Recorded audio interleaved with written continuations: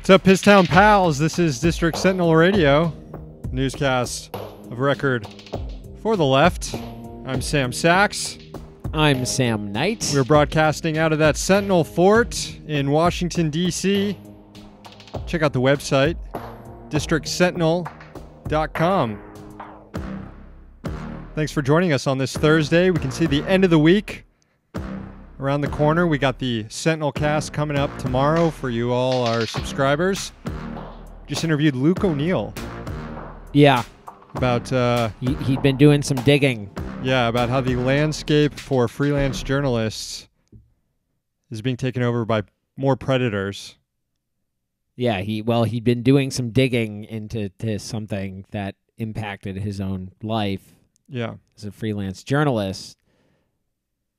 But it unturned some really unsavory stuff vis-a-vis a payment platform service, I guess if you can call it a payment processing service. Basically bankers trying to skim money off freelancing fees here. Fintech. It's the new scam. Yeah, so stay tuned for that. That's coming out Friday, along with, of course, the Garbage Can. Get your Garbage Can nominees in right now. They're up. I see people have already nominated Senate Democrats. Weekly favorite for the Garbage Can. This time they all voted in favor of that defense spending bill while we were away on Wednesday. Seen some other nominees or nominations for Chuck Grassley, stuff related to the whole Kavanaugh scandal. So get your nominees in now. Voting opens tomorrow morning. Going to get to the newscast here in a second, but first, got an important update on news that we brought you earlier in the week. Yeah, earlier in the week there was a preview of Stormy Daniels' forthcoming book in which she alleged that the the president's penis looks like Toad from the Mario Brothers Mario Kart canon. Yeah. And we got thinking that we're not sure about this. Yeah, well, we received a tweet. We did receive a tweet. Us, right? Someone tweeted at us. Let's just put up the tweet. Let's put up the tweet. Let's put it up. You think she was referring to Toad, or was she talking about the Goombas? I mean, look at the two next to each other. Look at Toad. Look at the Goomba. You see the two. You see which one looks more like...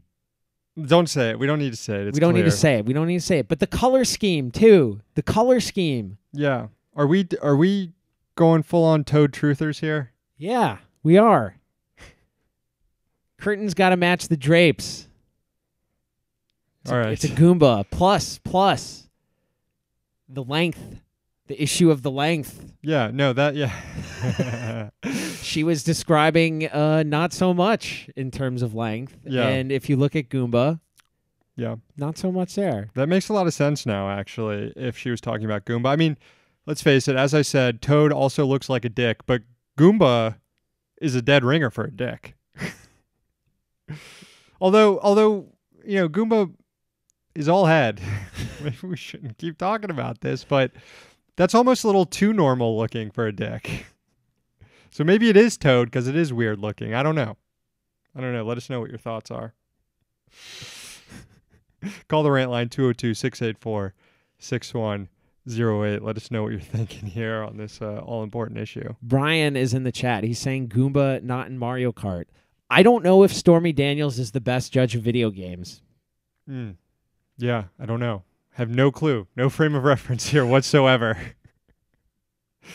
I think we should just move on to the newscast. What do you think? Yeah, let's do it. All right. It's Thursday, September 20th, 2018. Here's the news.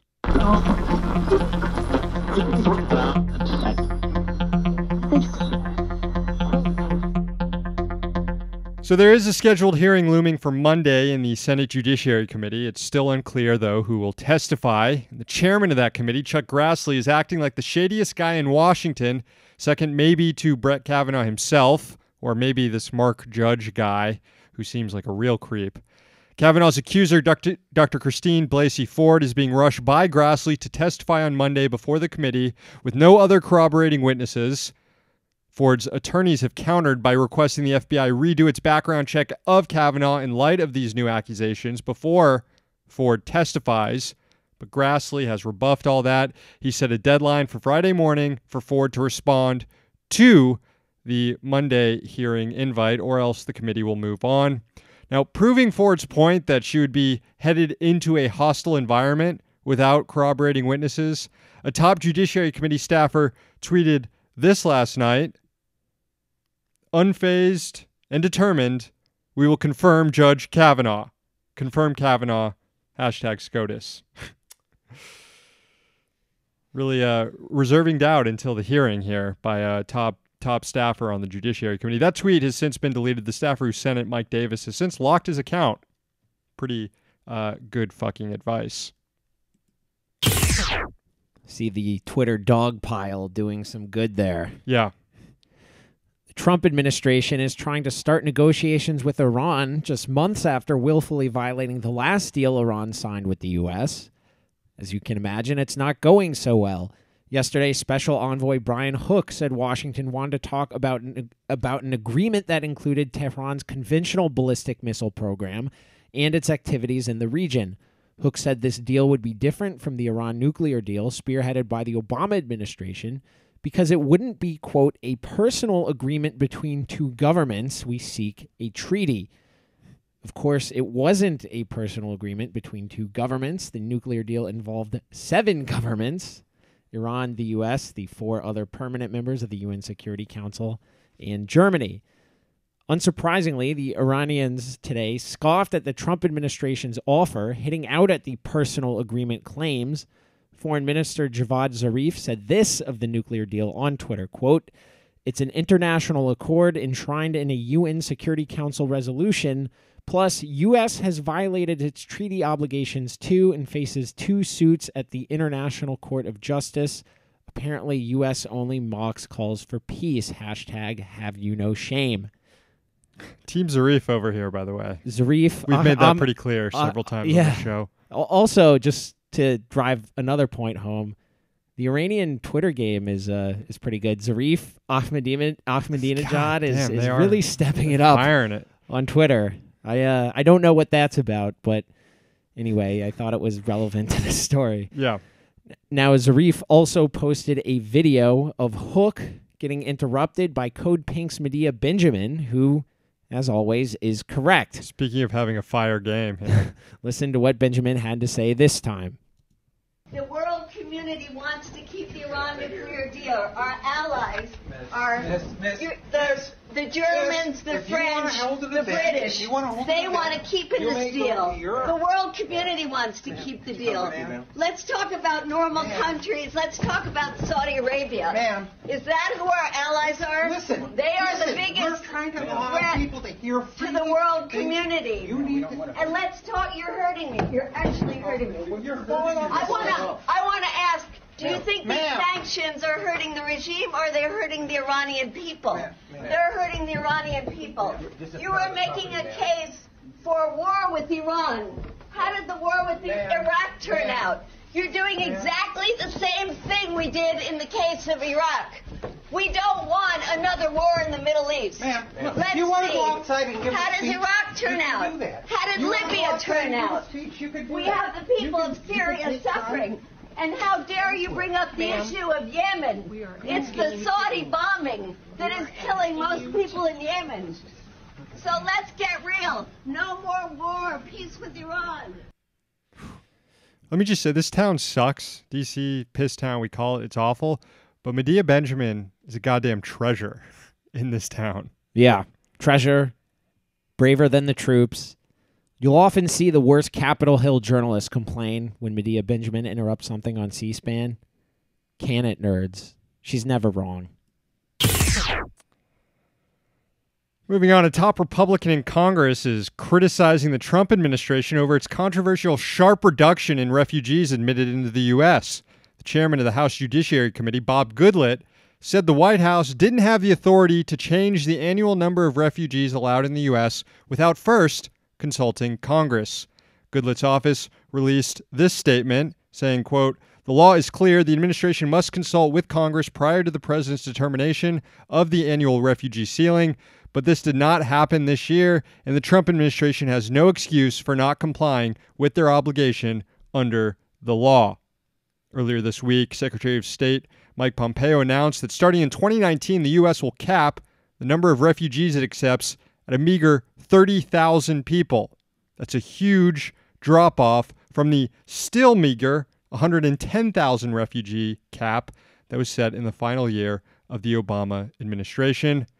Say the quiet part of Goodlette's statement up there is that he would have likely approved the massive reductions had Congress just been consulted on them.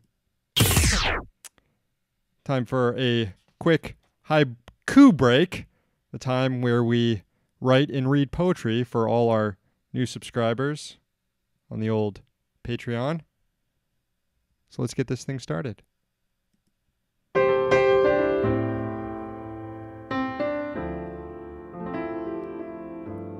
This is for Robin. Think outside the box. If you will it, it will be a dog laying eggs. Thank you, Robin. This one's for Trey. Mr. Rogers was anti-imperialist. This may surprise you. Thank you, Trey. This is for Ben. So silky, so smooth. Put it down my throat now, please. Love maple syrup. Thank you, Ben. This one goes out to Mark. You ever notice special things come in nuggets? Gold, weed, and chicken. Thank you, Mark. This is for Patrick. Hot video tip. A Kansas City Proud Boy dragged down the damn street. Hot video content indeed. Thank you, Patrick. Check out Sam Knight One's Twitter feed for more on that. Finally, this is for Rob. Lots of mustache talk. Never enough respect, though, for the Pringles guy. Thank you, Rob. Yep. Thank you, Rob. Thank you to all the new subscribers on Patreon, patreon.com/District Sentinel. If you haven't heard your haiku yet, keep listening. It'll be coming up on a future episode. Update on our old pal Mick Mulvaney, the ethically challenged top White House economic aide and temporary director of the Consumer Financial Protection Bureau. He's back in the news. An electronics plant in Mulvaney's old congressional district has been given an exemption by the Trump administration on new tariffs imposed on Chinese goods. Element Electronics said in August it would need to temporarily shut down because of, quote, new tariffs that were recently and unexpectedly imposed on many goods imported from China. Now that decision has been reversed. The company is currently the only assembler of TVs in the United States. It uses Chinese-made components. Element opened its plant in Fairfield County, South Carolina in 2013, while Mulvaney represented the county as a lawmaker on Capitol Hill. Now, Element never donated to Mulvaney's congressional campaigns, unlike certain banks he's done favors for, directly or indirectly, while serving this administration. But there does appear to be major political favoritism at play here. A state senator lobbying the White House on behalf of Element said Mulvaney had advocated from within on behalf of their cause, according to CNBC, and so did South Carolina Governor Henry McMaster, a supporter of Trump. State Senator Mike Fanning told CNBC this of the governor and Mulvaney and their close ties to Trump, quote, if we didn't have that relationship, I don't think we would have been able really to tell that story. He thinks it's the story of a plucky factory staying in business. It's actually the story of Republicans, not giving a fuck when they say they dislike the government picking winners and losers. Mulvaney did that for years among the red-faced Republicans on the House Financial Services Committee. In addition to Mulvaney, the Element tariff exemption is also politically sensitive for another South Carolina slimebag in Trump's orbit. When Element opened its Fairfield plant, the governor of the state was Nikki Haley, the same Haley who left that job to become Trump's U.S. ambassador to the UN. in 2013 reacting to the plant's opening. Haley said, quote, "Today's announcement is another indication that we are doing the right things to attract job-creating investments here in South Carolina." Finally today, it's true, the NRA is losing money. Open Secrets obtained an audit of the group's finances and discovered that for the first time in a decade, revenue from members' dues has declined for 2 straight years. At the same time, NRA spending on elections spiked to help elect Donald Trump. In 2016, the NRA spent historic amounts for their organization on electing Republicans, more than $50 million. More than $30 million of that went directly to Trump's election. But that same year, membership revenues dropped. And those membership revenues dropped again in 2017 by $25 million. The imbalance has left the NRA growing its deficits. It ran a $31.8 million deficit just last year. You know, the NRA warned of this a few months ago in court, that it was losing money. The group was suing New York, claiming they are being blacklisted by the state, being denied banking services and insurance access. I didn't believe them at the time. I think they were just, trying to bolster their case that they were being hurt financially. But I don't know. It looks like they're actually bleeding money, and that is some good-ass fucking news. So if you've recently canceled your NRA membership to join the Pisstown Pals on Patreon, we welcome you. We've got our eye on you for sure for a bit. But welcome. That'll do it for the newscast today. Be sure to call the rant line, 202-684-6108. Leave a message. We'll play it on the air. Anything going on in the chat room over there, Sam? Yeah, David got in late. He said he hopes he didn't miss too much. How's the news? Still fucking you missed terrible. all the Goomba talk, probably, so you did miss some shit.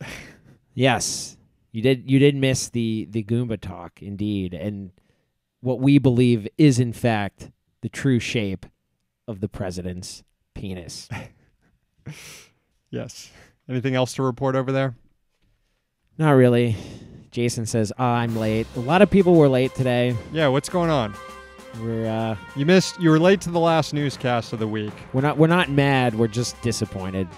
We are a little bit disappointed. Thank you to our sponsors, the Congressional Dish podcast, hosted by Jen Briney. Find it at congressionaldish.com. Another sponsor, levelnews.org. Subscribe to our free content as well, District Sentinel Radio on iTunes, SoundCloud, Stitcher, or TuneIn. You can listen in on the daily Sentinel news dump. It's definitely worth it. This newscast will return next week on Monday. Sentinel Cast comes out tomorrow. We're going to probably be live streaming that as well, or at least posting a video of our interview with Luke. So stay tuned for that. We're here in D.C., so you don't have to be.